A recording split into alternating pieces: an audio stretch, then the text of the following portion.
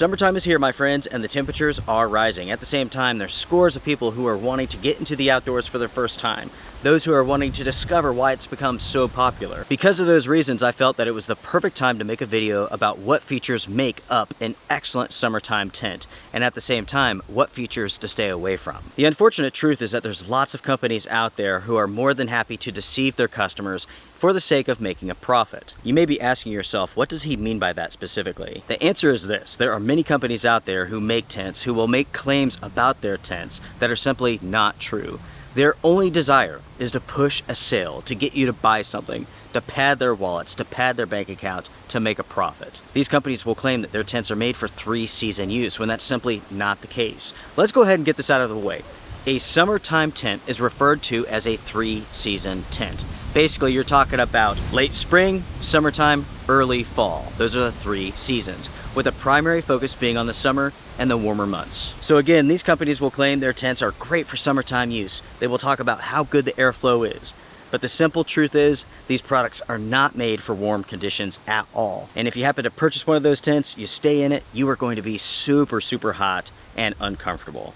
That is what this episode is all about. I really do want to focus on what makes a good 3-season summertime tent. What features do you need to look for? What features do you need to stay away from? That's what this episode is all about. This episode is all about preventing outdoor companies from deceiving you and taking your hard-earned money from you. It's all about you being able to purchase the proper product for you. My name is Luke. This is the Outdoor Gear Review. Let's go ahead and get started. Behind me, my friends, I have 2 tents set up. One is an excellent example of a good performing summertime tent. The other is an example of a poor performing summertime tent. Do not pay any attention to the sizes of these shelters. This is a 4-person tent, this is a 1-person tent. Ultimately, the size of the tent does not matter when it comes to the features that I'm going to discuss. The aspects that make this a good summertime tent will apply to a 2-person tent, a 1-person tent, and so on. To start off, let's focus on the tent that's going to perform very well in summertime conditions, in warm conditions, in other words. This tent has every feature that you would possibly want from a summertime tent. What you're looking at is the Teton Sports Mountain Ultra tent. And the first thing that really stands out to you when looking at this shelter is the amount of mesh that's on the body.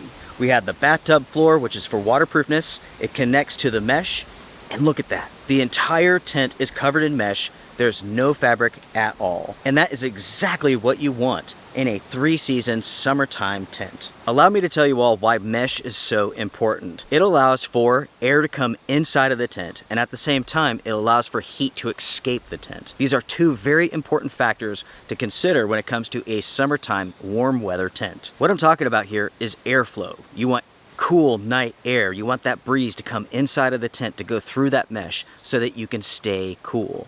You do not want any sort of fabric blocking that wind, because again, you're going to be camping in the summertime, it's going to be warm, it's going to be humid. You want as much airflow as possible. And the only way to get airflow is with mesh. The key to comfort is having as much mesh on your tent body as possible. You want nothing to hinder airflow. You want nothing to hold in heat, to trap in heat, or to block wind. If you want to be as comfortable as possible on a warm, humid night, you want a tent that has a body covered in mesh with as little fabric as possible. Now let's go ahead and let's talk about that for a second, because you may be asking yourself, what do you mean by fabric exactly? Well, the Teton Sports tent here is covered in mesh. The tent that is right next to it is not. What you see here is the Free Soldier 1-person tent. And when you're looking at this tent, something stands out to you. There's a huge section of fabric that wraps all the way around this tent. And there's also some fabric up at the top. This is the fabric that I'm talking about. This is exactly what you do not want in a summertime tent, because fabric material such as this is not designed for summertime use. It is designed for wintertime use. Wintertime tents do not have inners covered in mesh, and this is why. First off, this fabric material holds in heat.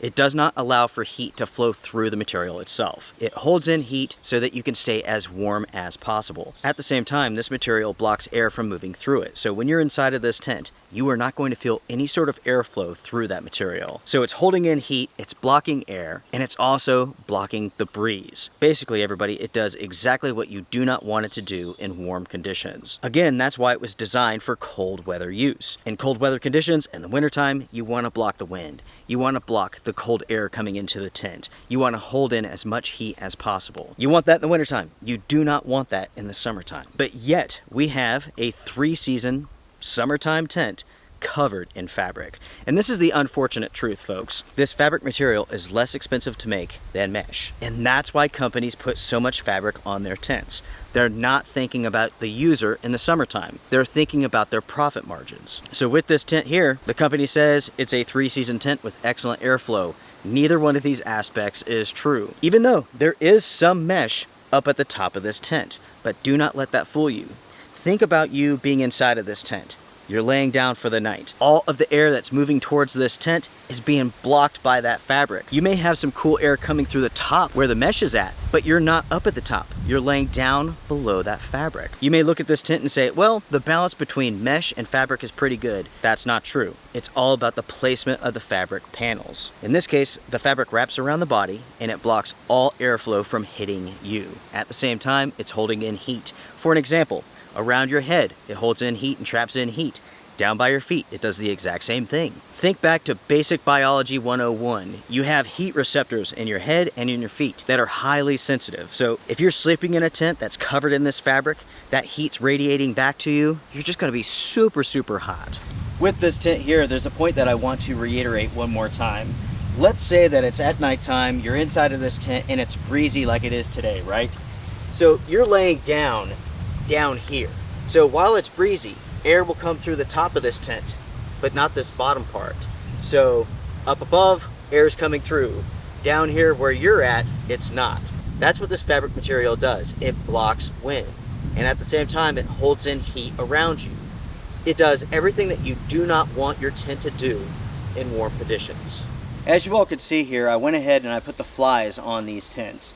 So again, we have the poor performing summertime tent and we have the good performing summertime tent, 3-season tents in other words. I want you all to pay close attention to the flies themselves. Just as the body's important, so are the flies. With the Free Soldier tent, look how the fly goes all the way down to the ground. At the greatest point, there may be 3 inches of separation between the fly and the ground itself. Ask yourself, how can this tent allow for airflow to move underneath the fly into the tent body? It can't. It is simply impossible due to the design of this tent. With the Teton Sports tent, take a look at the fly itself. You have about 5 inches of separation between the ground and the fly itself, which allows for airflow to go underneath the fly into the tent body. This is incredibly important, everybody. Just as important as having mesh on the inside of the tent, you have to get airflow through the fly itself. Since we're focusing on the flies, I do have another point to make here. You can see this is one of the doors. On the other side of the tent, we have the exact same feature. So obviously we have a door that stakes out and pulls away from the body. Going over here to the side of the tent, I want you to focus on this side of the fly. See how it pulls away from the body?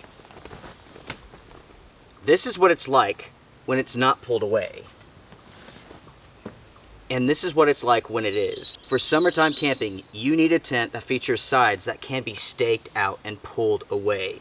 With this tent here, you cannot do that. And guess what? You're not going to get any airflow from this side of the tent or the other side. The fabric of the fly lays directly against the body, which is exactly what you do not want. To rehash the important points concerning the fly itself does not need to be so long that it touches the ground. If the tent fly goes very low, it will limit airflow. At the same time, on each side of the tent, you need to be able to pull the fly away from the body so you can get airflow. If you cannot do that, just like you can't do it with a Free Soldier tent, airflow is going to be greatly diminished. Not only are you going to be hotter, humidity is going to be an issue, condensation buildup will likely be an issue. Basically what we're talking about is the difference between a well-designed tent and a poorly designed tent. The next point of conversation in regards to tent flies are vents. Vents do not make or break a tent. They are nice to have, but they tend to be problematic. It's all about the placement of the vents and how well they are designed. At the same time, quality is very important. Even very good quality tents will leak from the vents at times. And that's because there's a lot of stitching, there's a lot of seams, and they do have to be properly designed. If not, you will have problems.